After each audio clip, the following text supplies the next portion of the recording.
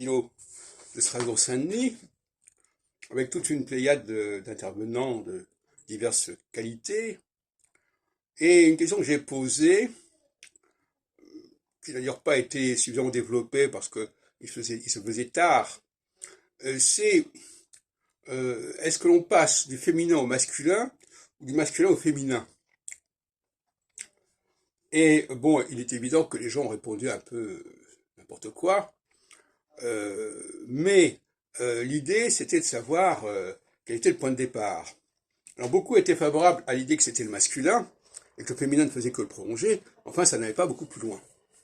Alors il faut quand même préciser cette question, qui est essentielle, historiquement, anthropologiquement, qui est la suivante. On va prendre l'exemple en français de bon et bonne. Bon. Donc la question est de savoir si on est passé de, je parle de l'adjectif, hein, on est passé de l'adjectif bon à l'adjectif bonne, ou si on est passé de l'adjectif bonne pour arriver à bon. Une question que j'ai d'ailleurs débattue souvent dans mes interventions sur mes différents supports. Je ne reviens pas sur ce que j'ai dit, maintenant je vous dis ce que je pense aujourd'hui. Point final. Je pense que bon à bonne, il y a une perte, il y a une déperdition. Pourquoi? Parce que le son on disparaît au féminin. On ne dit pas bonne, on dit bonne. Donc on le lit à la façon tout à fait classique, BO, 2NE, voilà, bonne.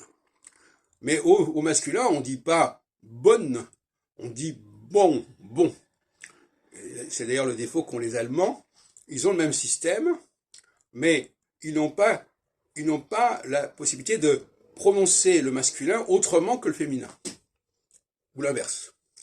Ils disent klein, kleine, ils disent pas klein, kleine. Ce qu'ils devraient dire. Ils ont perdu le 1 que le français a gardé. On dit humain, humaine. Dans humaine, il n'y a plus le 1 de humain. C'est ça qui est intéressant. Et donc le français est une langue ésotérique, je dirais. Et le féminin du français, c'est son exotérisme. Vous voyez ce que je veux dire?